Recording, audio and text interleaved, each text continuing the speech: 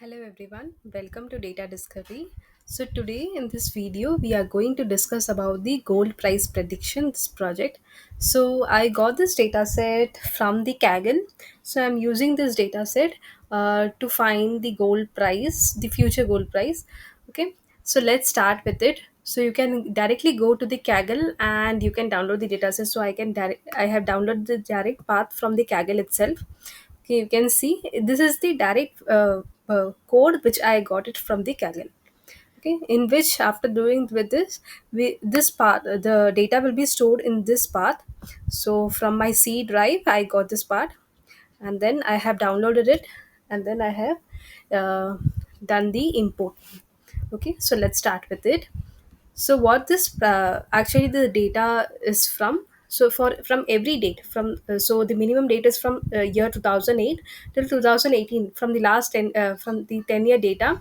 So different gold, USD, silver, euro, so everything we are going to analyze the count. So whether there is any relationship between the values between gold and silver, or from the dollar, so that all things we are going to learn from this video. Okay, and then we are going to predict it. So based on it, I'm going to build the machine learning model. So in this project, so in this one, I'm going to directly use the ML part, but even we can do in the basis of time series also. Time series prediction, what is the next 10 year, next 5 year, or next any month. Okay, as per your need, even we can do in the time series based also, but surely I'd make the video related to time series. But in this one, we are going to do completely related to ML. Okay, so this all are the type of the analysis that I have done it. So first is df.info, df.info, df.describe. This is the common analysis based on every project we used to do. So whether there is a null values or not, or how many columns are there in a particular data. So over here it directly visible, only this much columns is there, only this much row is there. But in some of the data you have multiple columns, so at that moment if you will do this type of the information, if you will gather this of the information, you will be getting to know very clearly. And to find the data type. Okay, for every each column, what's the data type. So first one is an object, so it will be in the string format. Okay, and if you want to do any analysis, then you need to do convert in this into date, then only you can do the time series prediction. Okay, so this is an object, and this all are in the float format, float 64. Okay, and if there is any null values or not, by this also you could able to get it, or if you want to do alone, that was we could able to do. Okay, be able to describe this gives the statistical measure of each of the data columns. Okay, so what all are the statistical measures? Count we can get it, so how many rows is there on every column. So it is like you can see it's a similar, it's around 2290 rows is there. Okay, mean value, standard deviation, what's the minimum value. So minimum gold values over here is 70. Okay, maximum it goes till 184, and our minimum date is from 2008 till 2018. Okay, what is 25% and 50% and 75% and what's the value, that also we could able to get it. Okay, based on it we can do the distribution plot. At that moment I will be describing these values in a deeper form. And another analysis, so there are multiple way to analyze the data. So from each and every analysis you will be getting the picture of data in different format. So each and everything will be useful, so just look upon it. I'm just doing the correlation of it. Correlation is nothing but between one variable to another variable. Like for example, this is one of the column, this is another column. So whether there is any correlation between this and two columns or not, that we can check it. So if it is plus one, then it is highly correlated. Okay, or if it is minus one, it's negative. If it's plus one, then it's positively correlated. If it is minus one, it's negatively correlated. If it is lies between zero or something like this, then there is not any much correlation. So from the scale itself you could able to identify, this is very highly correlated, positively correlated, and this is negatively correlated. And around zero, like this color, this is like no correlation, like that. So you could able to see over here there is no any much correlation, but you could able to see here zero. So Here it will be definitely for any data set, this part will be definitely in a darker shade. It's because of thing like from SPX to SPX, like over here you could able to say XPX. This will be definitely high correlated. If you are correlating with the one a column with an a column only, then it will be definitely an high correlated. Over here you could able to see gold and silver. So gold and silver, there is any correlation you could able to see. Like if silver rate is growing, then even gold rate are also growing. If silver rate is coming in the format of very less number of values, even gold values also becoming less. So this, there is some any correlation over here that I could able to get it. And USD and Euro USD, this is also there is some correlation. You can able to see if the colors are more, then it will be highly correlated.